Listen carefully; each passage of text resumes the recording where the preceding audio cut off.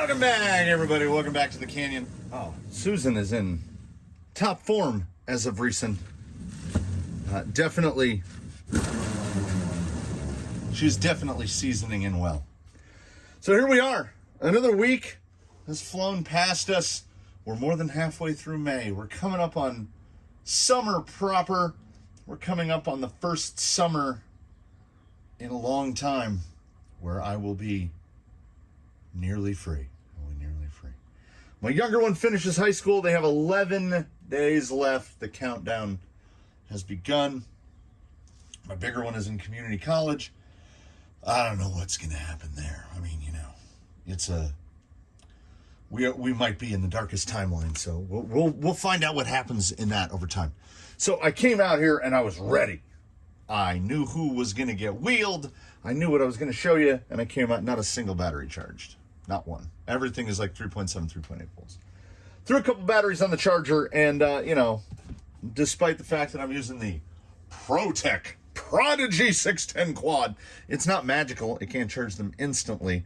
So I got to looking at batteries, and when I'm looking at batteries, I grab my little cell tester friend. He has been around a while. Like, that doesn't clean off. He has been around a while, and he's what I use to check the cells on every battery. And he is mostly how I find out what packs to buy and what not packs to buy. And in terms of 1500s, so long as we're talking about batteries, I think we've tried almost everything that Amazon has to offer. Z, CNHL Black, Gold Bat, Awanfi, Huvo. We've also done Ovonics, but not in 1500. I'm not 100% sure Ovonic makes 1500s. I know that for 4S, for my baby 4S's, Ovonic is the go-to with the 1300s because, as you can see, really close to the form factor of the 1500s. Now, of these, I can say, I think Z is my favorite. I have had the least issues with them. You will notice that we have two distinct styles here. We've got the guys with the wire that goes out like that, which tends to be actually kind of annoying. There are some instances where you don't have a lot of room. So the presumption, does anyone think that these are probably just the same batteries with different wraps and stickers on them? More than likely, yes. Because I have never had an issue with the Awanfi or the Gold Bats.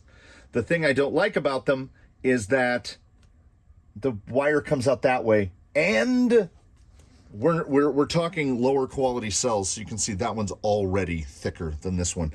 And they all pretty much start out the same thickness. This Huvo and the Gold Bat are still that thick.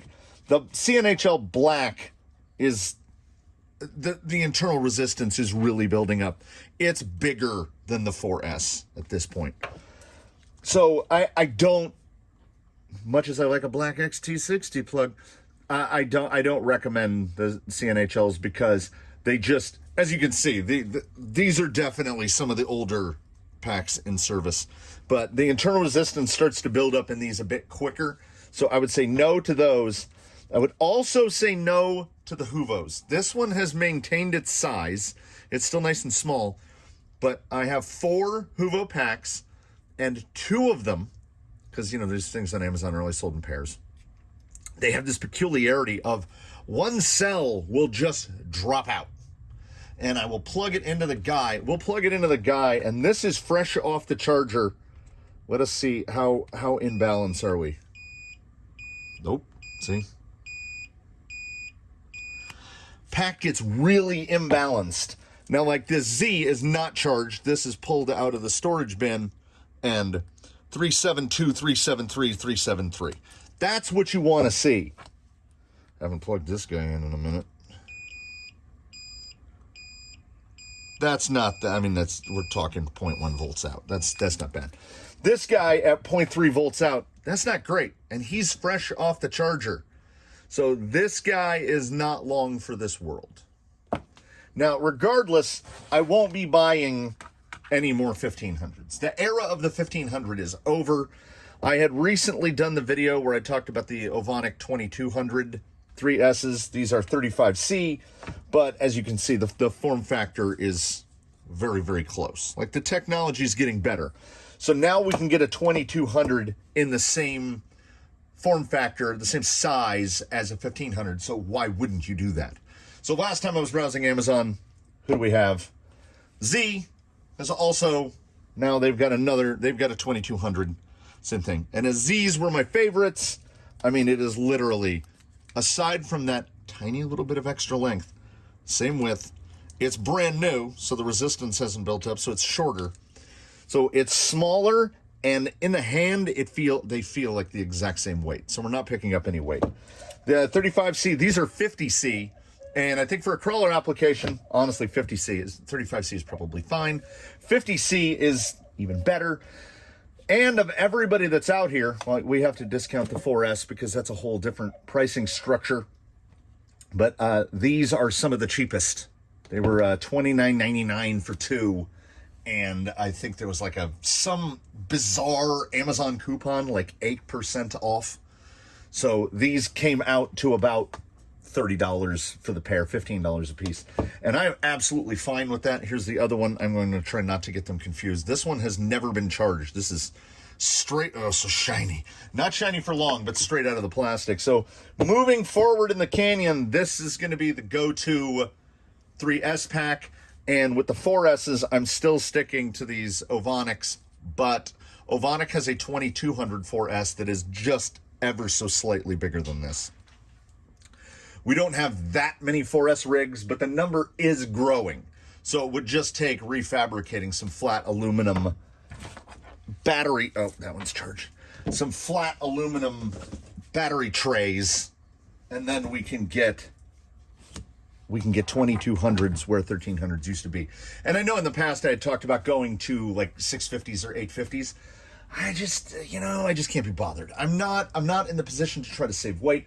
A 2200 is going to be a guaranteed 2 hours of use.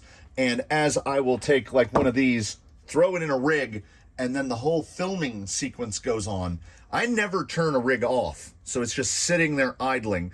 And there is idle draw. We've seen it on the voltmeter, especially if there's all sorts of accessories or how many servos are hooked up. So Tranquish, for instance, will sit there with all 5 servos energized, just sitting there during however long filming takes. So I will take the capacity in exchange for the weight. I mean, yeah, a 650 or an 850 is a very light battery, weighs less than a servo. But these are about 4 ounces, and I think we're okay. On the topic of batteries, because you all know I have a problem. I have a problem primarily with these, which is I have a ton of them. This one is still on AA's, and they run on 6. So as you can see, I buy the cheapest AA's known to man. That 100 pack of AC Delcos was about, I don't know, it was under $25, like $22, something like that.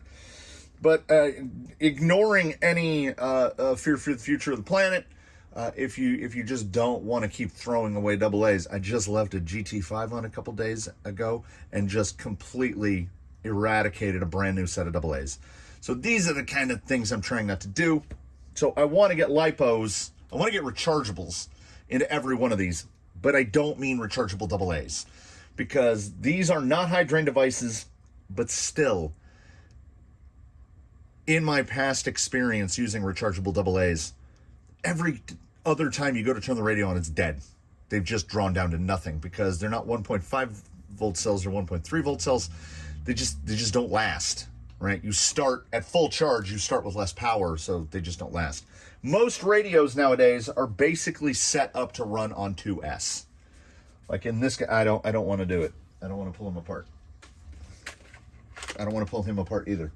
The battery tray in an RC4 and RC6 just pops out and there's a JST plug under it. So any pack with a JST, you just plug it in. And you have lipos in all sorts of sizes, and they get pretty economical. There are ones specifically labeled for the RC4GS, and they're $20 a piece.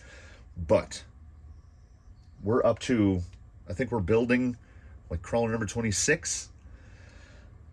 That's a lot of money in rechargeable batteries. So a buddy of mine has one of those dirty habits, where the dirty habit that involves these 18650s. So he keeps bringing them to me. When the resistance gets too high in cells, it makes his Dirty Habit machine not work correctly. So he's been handing me dozens and dozens of these 18650s, which he buys decent cells, and they all come flat tops. And in order to be able to charge them, I have one that I did. There we go. We found out through research, his Dirty Habit uses flat tops, but I found out that if you put a blob of solder on the top, guess what? You just made a button top. So I've been like the real deal, Samsung's. So I've been making button top cells, and as two 18650s together in a little tray make a 2S, and the battery tray I have. You know what? I actually have to get one. So Baseline has the biggest rechargeable battery in the fleet, a big Genzace 3800 brick of a pack. See, it just charges in right there. The battery compartment is so enormous in one of these, it will be no problem to insert a pack basically built like this, but it'll have a JST lead coming out of it, because you know me and JSTs, I love them. So I am going to be, we'll call it an experiment, but I don't see any reason why it shouldn't work. Most of these are in that 3,000 milliamp range. So we'll be building 3,000 packs for a bunch of the RC4s. They will not fit in GT5s, but, we only have 5 GT5s and we're not buying any more. So I'll be going forward on building packs for these fairly economically. I haven't had to buy any batteries yet. And as such, he has pointed out to me that he can get these for usually around $4 a cell. So it's like 69 cents for a tray holder, and then a JST plug, and then 2 batteries. I'm looking at under $10 to build a pack for an RC4.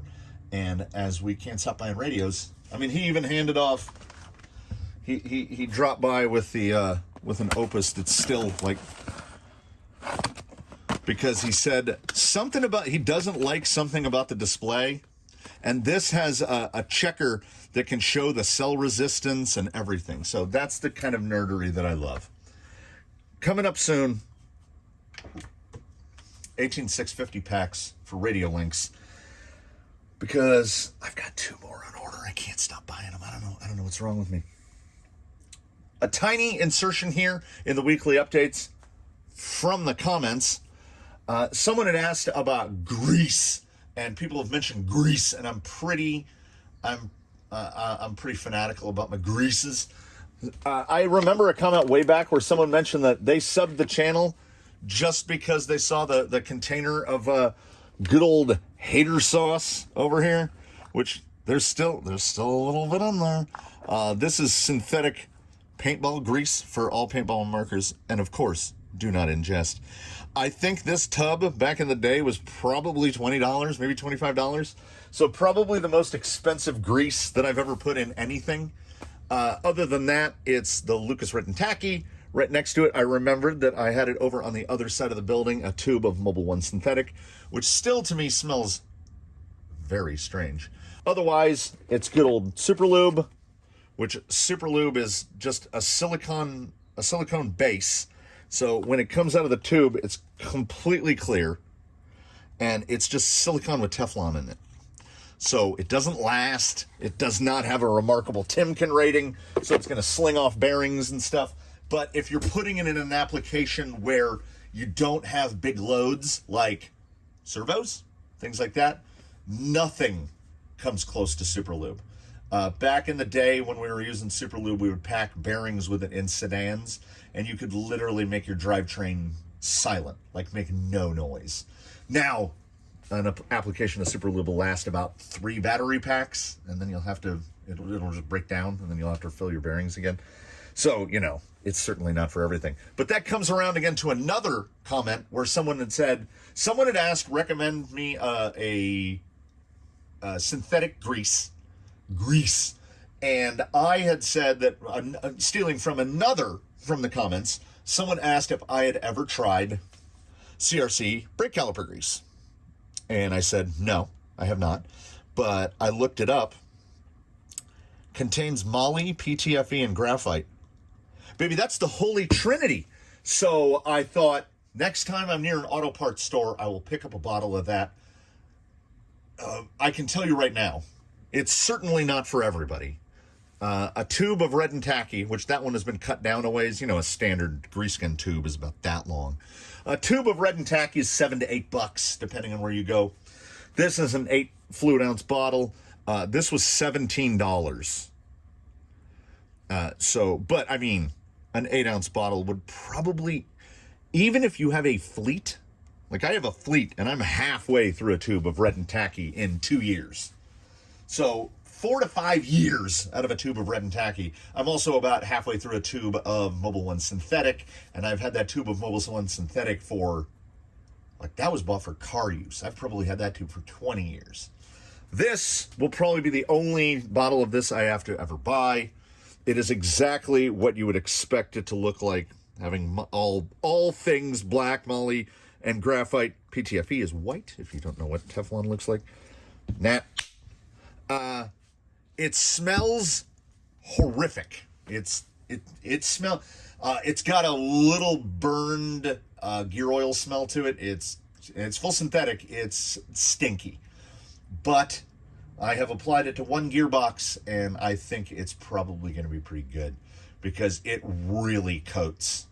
Like, there's no sling off. It just kind of it covers all available surfaces. It sort of, to me, behaves the way Anisees works, where it just gets everywhere and on everything, and that is definitely what this stuff does. But I mean, come on, moly, PTFE, and graphite. You can't. That's going right here next to the other CRC and the other greases. That he will have a position there for the greases. Oh, and of course, everyone, you should, if you don't have your bottle of Dry Slide Blackade, order it right away. I'm down to like there, but hardcore cyclist for many years, and now using it on every pivot ball, bearings everywhere. So, and if you're really crazy about stuff, you can get there's another one called Smooth. You can get yourself a bottle of Squirt, which is chain lube. Apply this to your pinion and spur, and let it set overnight, and absolutely silent, and it will pick up minimal. It will pick up very little in the way of grit. As you know, I am not a huge fan of gear covers. I run gear covers pretty much only out of necessity. Like if a wire is going over the top of a gear cover, I will run one so that I don't eat. And I learned my lesson. We ate the switch off of the Rhino in RoboKitty because the switch fell into the massive 72 to 32 pitch gear and just ate it. And I luckily managed to solder the thing back together, so it still works. But there is definitely a risk to no gear cover. And that's all we've got for Bench Talk. I want a picture of a bench and it to say Bench Talk on it. That's it. That ends it for today for Bench Talk. It almost ends it. Coming up in the week, more installments it came from the Workbench Volumes 16 and 17. I have been working diligently on both off camera, primarily because the stuff going on with 16 was absolute and utter tedium, and the stuff that was going on, I'm still I'm furious about It Came from the Workbench Volume 17. One of the upcoming Radiolink radios will be, I don't know if it's going to be It Came from the Workbench, because my objective we talked about it last week, the Coyote 2.1 from Charisma, is to do as absolute little as possible. I want to run it, and I want it to be pretty much a dedicated class 1, like nothing up to even 465. I think to start, his day-to-days will probably be the knockoff Swampers, and we'll go from there, because, I mean, we'll throw a test down on the included Charisma tires, but none of the tires I have tested from Charisma in the past have been impressive on any level. So I had already decided we're gonna dig back not too far, but we're gonna go to the gentleman. Ghost Rover will be our wheel for that's not pin. Ghost Rover will be our wheel for the day, because if you were at all curious, did coursework occur this week? Yes, it did. Not just a little. I got 2 days of coursework in, which I only do it on days where it's for sure going to be as close to 100 degrees as possible. I'm only motivated to work if it's very hot outside. So we have what is potentially a new obstacle. Not really a new obstacle, we're rebirthing. That is a thing that happens around here very frequently. If something on the course doesn't get regularly used, it gets rebuilt. And again, from the comments again, we'll hit it again. Someone had asked about wood obstacles. And despite a long and storied history as a woodworker, I consider myself some sort of evil hybrid between a carpenter, a woodworker, and I've been calling myself a parts fabricator for 25 years because I make things. It's what I do. I don't tend to work off plans. I certainly don't know how to do CNC or CAD or anything like that. I'm the original 3D printer. I make things quickly. Like, where did Susan come from? Well, I made Susan out of scrap bits in a yoga block. Just like I built this bench out of scrap bits, and I built things like the tire racks. And I build things by necessity. That is the woodworker's credo. If you can't find it, make it. But if you can find it for cheaper, just buy it.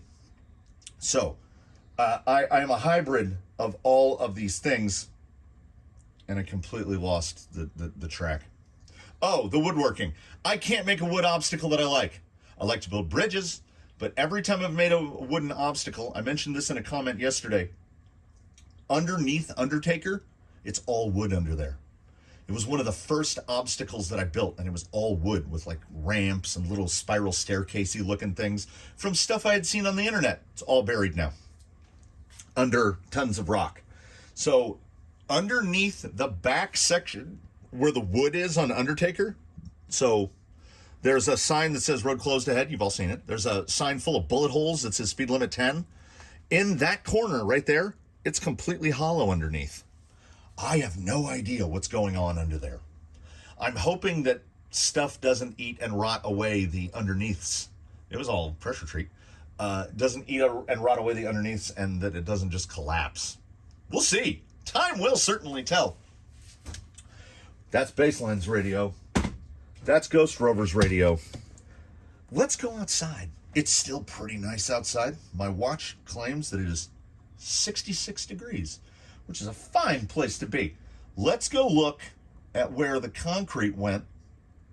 Let's wheel around a little. I had forgotten how fantastical this guy is. I had him out last night because I'm sending pictures over to Jesse at Radiolink for use in, like, I don't know, Radiolink stuff. I don't know, like pictures of the rigs with the. So whenever I'm out toiling about wheeling something, I shoot a picture over to Radiolink of the radio and the rig. And I was carrying this guy out there to take pictures, and he had a battery in him because I have this horrible habit of leaving batteries in rigs. I do it all the time. Not plugged in, but they're supposed to go in the storage bag. They're supposed to go in this when they're not in rigs. This is the proper storage method for lipos, right? Yep. I probably should have put a trigger warning on that. You know what? Let's go outside. Let's wheel around a little bit, and then let's just move on into the weekend nice and smooth. Before we get into talking about anything, I don't know, tangentially relevant, I've been watching, and I hope that my pronunciation is right. I think it is. Marquez Brownlee, he does tech stuff. He's got an insane amount of subscribers. That has nothing to do with here.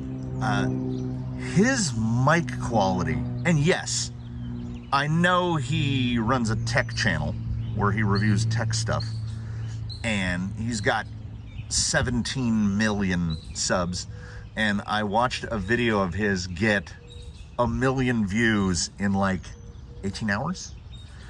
So we're just saying, I know, money can buy happiness, but his mic quality is otherworldly. I mean, I hope for mine just to not sound terrible, but man, his sound, like, picture and sound, so good. That's all I have to say about that. So, where you can see there's a color gradient, there's a color differential there.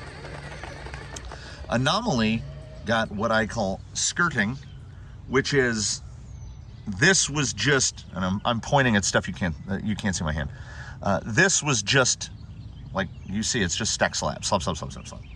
So once you're onto those slabs, if you have a ridiculous amount of flex and forward drive and positive anti-squat, you can maneuver your way up over this. Well, the Ghost Rover can.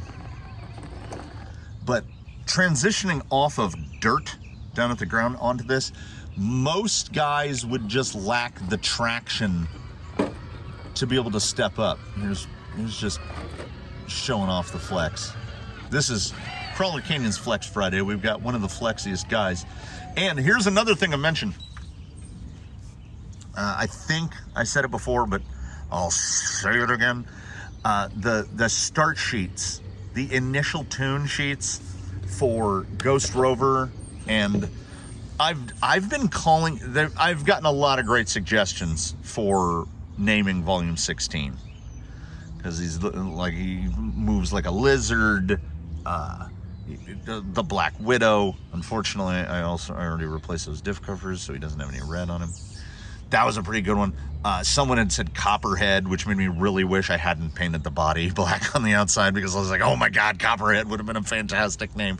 So I've just been calling him the Nameless, like it's a sort of a vague Game of Thrones reference, because I knew they were faceless, but I've been going with the Nameless. See, I forget. When you move on from one to the next, I can forget how good Ghost Rover is. What a pivot. Just what a thing. Like, let me recenter here. Let me recenter. And we can see if we can let's see if we can show off GR. This is what forward skid, kicked skid is about. Like, yeah, that's not super vertical, but the driver's side just went up, I don't know, 8 inches? And at no point was it like anything was gonna hang up. I can steady state throttle it. Just a little bit of steering input. How about here? Yeah. He will happily drive out of frame.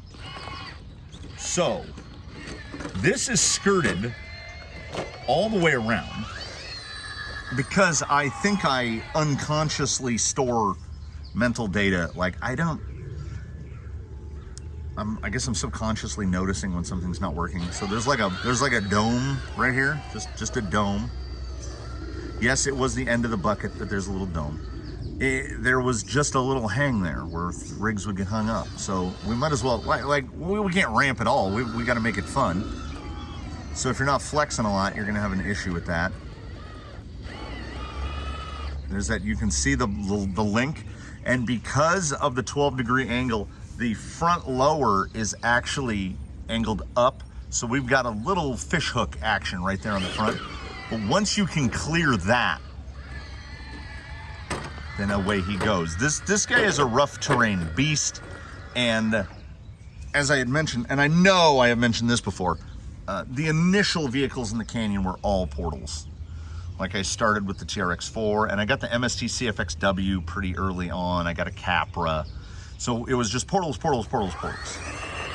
So the straight axle revolution for me came later, and this guy he wants to hoist the crown of most capable single axle, and he's got a lot of competition. So like right here, this is break over.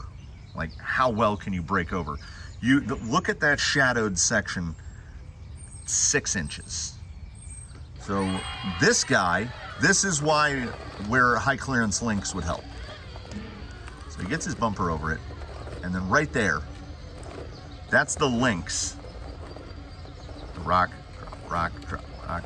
He has the traction to pull that lip. but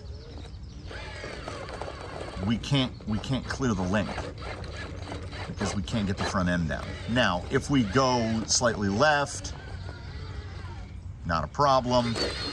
If we come back and we do a little side cut to the right, see if I put a little oblique on it, we caught the link, but if I can get that link clear to that side, this is positive anti-squat right here. It does not want to roll backwards. So, like, he's got breaching, like he's really got it. But now a sort of objective is, this isn't a tire setup test. This is a suspension setup test, the ability to breach over things like this. And this guy has bumpers and something akin to front fenders. Can we sidle it if we get a tire up over? Yeah, sure. Gate Rover is a boss, man. So I've got, oh man, I was going crazy. I did 2.5 sacks spread over 2 days. And as I mentioned in a previous one, I mix a pretty lean ratio. 1.5 to 10 is my mix. Like, if we, whatever that might be, that's my mix ratio. So if you're talking quarts, gallons, whatever, it'd be 1.5 gallons of plastic cement to 10 gallons of whatever, whether that's coarse aggregate, fine aggregate, sand, decomposed granite, whatever it might be. So I mix pretty lean because I want it to last. That said, if I go through, so 2.5 sacks is, call it 220. It's roughly 10 times that in other material that's not plastic cement. So over a ton, probably 1.25 tons. So I moved some weight, and, well, which reminds me of another tech-based rant.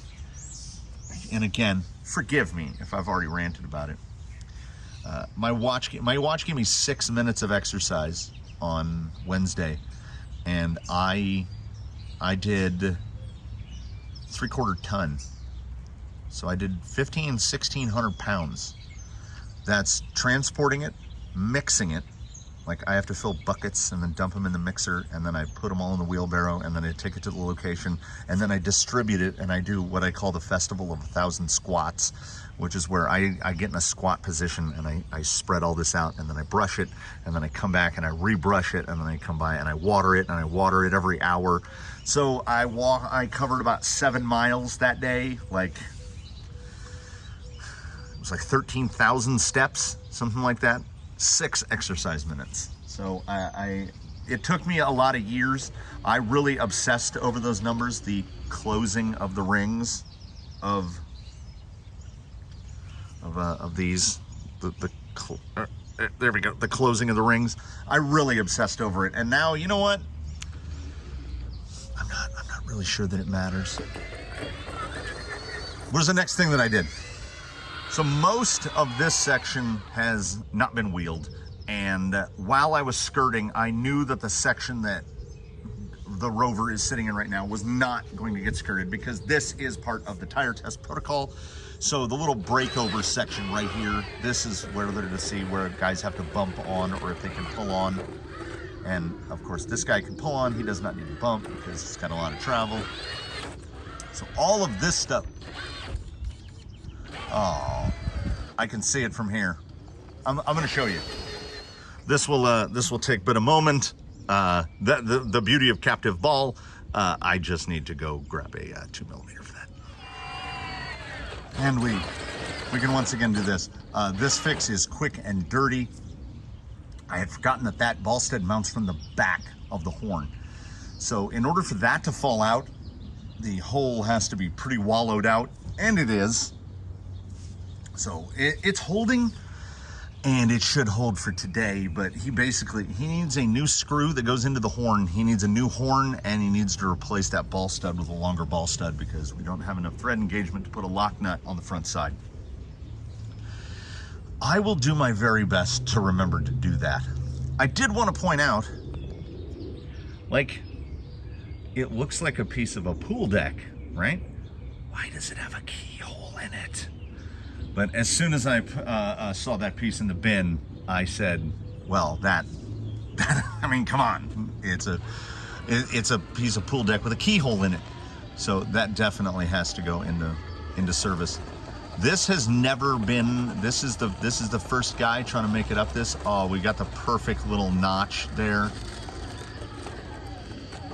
Yeah, if there was a gate here, imagine the imaginary gate. If it wanted you to take it, oh, that was fun.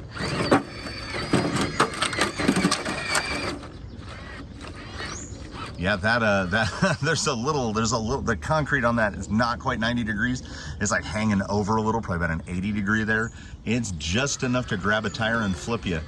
This is the kind of stuff I love to build, whether it be intentional or incidental, where you can't just curb blast it. That's the goal when building everything, really. Oh, that's a perfect placement on that one. Not to toot my own horn, but it's right there. And like I say, this is not Gate Rover. When he was in his Gate Rover format, he was the test guy. He helped me build obstacles because he was not wildly capable. This guy now in his, he lives on after death. In his post-death ghost form, he's not suitable for that job, because if you set up an obstacle that can only be cleared by this guy, well, some other people aren't going to be happy. Oh, that's a perfect placement again. I think, yeah, there we go. I was going to say, I think that just a straight cut right up there would probably be the best way, angle of attack for that. That's why gates make things so much more fun / infuriating, is you can't go where you want to go. You have to go where you have to go. So as I've told the kids here that stop by to sample what the canyon has to offer, if the lines ever feel like they're getting too easy on you, just let me know and I'll put some tennis balls down. And this is the last of the skirt work that got done right here. And this one was really laid in with bridge and tunnel in mind, because this the slabs is the word that I wanted. This slab and the slab below were basically butted up against each other, so it was about 10 inches just straight up, and nobody's getting through there. So rather than go through the real diced up stuff over there, let's see, is it passable? Yeah, like this is a much quicker approach to get onto that bridge, should you opt to attack that bridge from this side, or alternately. And again, I thought about, okay, we're gonna come around. There's a weed back there so tall. I don't know how they grow in the shade. There's a weed back there so tall that I actually got physically stuck on it. I don't know if it showed on camera. We'll see. Did I knock it down? I think I knocked it down. Good job, Ghost Rover. So I didn't skirt this low section right here because this is supposed to be remarkably difficult to get onto. There we go. And if you wanted to come at the bridge this way, which I think most people have chosen to assault the bridge west to east rather than the other way around, you can now just come right along here and you're safely off on the ground. What a nice little transition. Isn't it fun to build transitions sometimes? Let's take one last little, I just saw this one out of the corner of my eye. This is a proper staircase right here. Ooh, hello, come back here. Come back here. All right, proper staircase. More breakover stuff. Oh yeah. Okay. But there's nothing up there. There we go, wrap it around. It's like cheating. That's double bun tusks. And I vacillate wildly. I go back and forth between, don't do it. Like, don't put more capability into him. This is a Daphne situation again. And then the other part of me is like, put squid inserts in it. Then you can put those double buns in something else. I don't know. It's the instead of the angel devil, it's just two devils. Which brings us to our final location of the day. The first concrete poured on this side of the course at all, here in Savage Lands, under the olive tree, which I would like to point out, when we started building this, that olive tree was about 6 feet tall. So, well, let's not talk about this thing and the fact that, I don't know if you can tell, but right there, more. So they got a little bit of water and they were like, oh yeah, let's make more trees. I'm not opposed to trees. They really help in the summer. I got another little olive tree growing up over there. So this was a section that I had a vision for when I started laying out. Like whenever containers would come with asphalt in them, this is where all the asphalt is. And you learn very quickly that if asphalt is unsupported, this is why the bedding under asphalt has to be really good. So when it's just stacked on top, it just starts crumbling and just falling apart, because it basically, asphalt is the glass of the construction materials. It's not really a solid, it's just a very slow moving liquid. So this place was being very dynamic. I would also like to point out that you'll notice this is not camera trickery. The surface that he is sitting on right now is very white, and the surface behind him is very tan. I've been doing the wash coat, where I use tan mortar mix mixed as a slurry, and I apply it over the top to give an even coloration. I applied no coloring to any of the stuff that was applied here. So this was done on a Tuesday, and this was done on a Wednesday. They're just completely different colors. Same stuff, different bag of plastic cement. I don't know. Like, that's not even gray. What he's on looks white. Well, through these very dirty sunglasses, it looks white. So this was intended to be like a pit, and I've had to go to a standing format on the tripod here because I realize now there's really no good spot to put a camera to film this. Boy, a lot of lizards. And now I have this, like, I don't know, like feelings of guilt. I don't know. So you'll see along that lip right there. So that lip extends under those two blocks. That one's pretty well filled off. We got another little hidey right there. And then, of course, all the slots and the stuff that's not filled. I feel like every one of those little holes has a lizard in it. And I used to actively, to the point of almost fanatically, go around and fill all of those little gaps and crevices and nooks and crannies, because I did not like the look of it. And now I'm like, how many lizards have I cask of amonilatoed? I don't know how well they dig.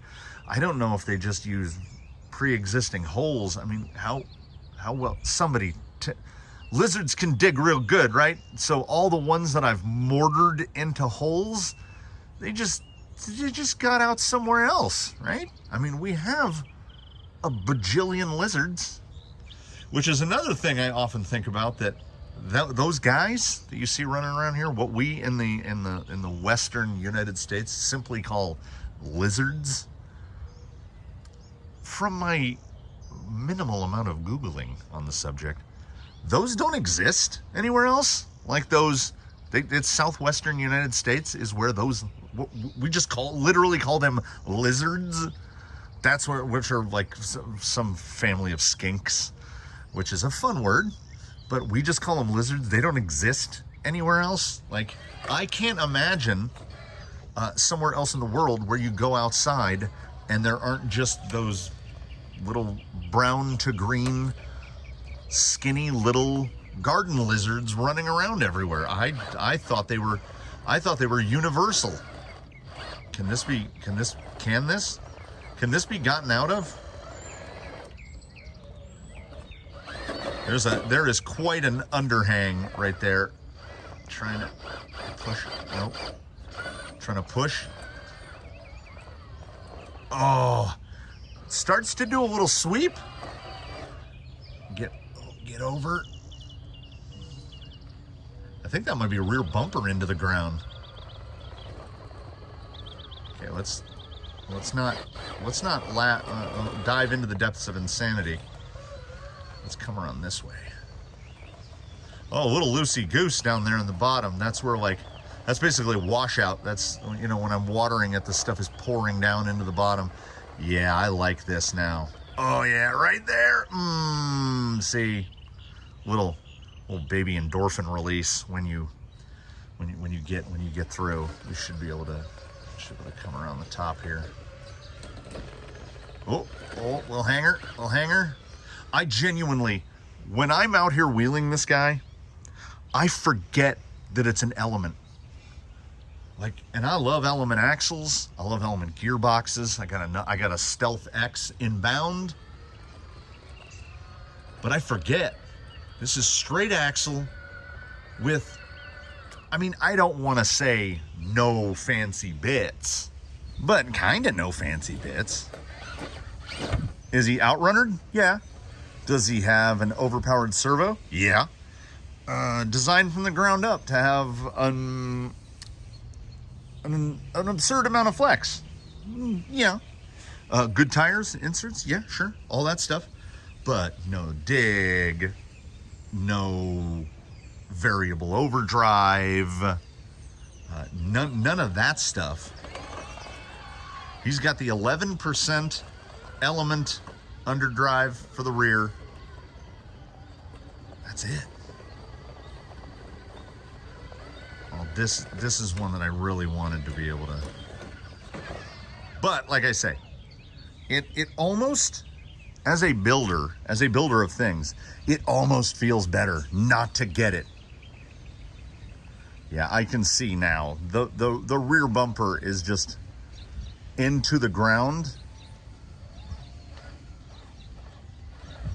That's why I can't get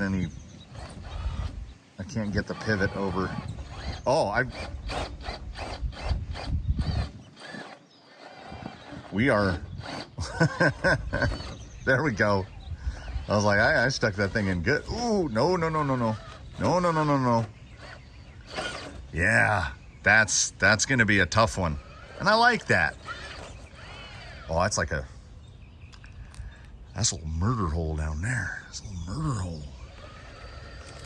This is the only safe route out right there. Just shoot out through. And this section, Savage Lands, has always been more of a trailing section. It's like where the bridges are. It's where the contraption is. Well, you know what? To those here who have not been around long enough to know the contraption, let's take a pass-fail run at it where I cannot see this remotely well enough. So this is me building up my acceptable list of excuses. This counts as a wooden obstacle, right? I've had people that have driven here before mention that this is one of their favorite things. Oh no, nope. That's not get back onable. Mention that this is one of their favorite things. Assembled out of literally scraps of other obstacles and digging through. I've got milk crates. Old men will have milk crates full of very random things squirreled away in sheds and garages and attics. And there was a roll of cotton webbing, some kind of webbing. It looks like what fire hoses are made out of, but it's just single ply. Maybe it's for some kind of a strap. I can't see what's happening. But what is happening should be impossible.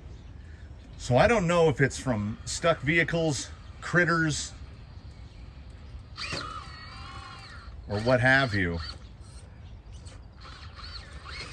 But there is a section of that cotton webbing that's almost gone down at the base. And we're not, GR, we're not going to be able to get an outro out of this. So we'll give it one last try. And like I say, everything is a compromise. This particular obstacle, or whatever the contraption is what I've always called it. This particular thing is not remarkably well suited to Ghost River or vice versa. We will try. This is also one of those things where you really want to be right on top of your vehicle. There's more excuses. But I in non-excuses, like with that much flex, we got to wheel up about 3 inches off the ground.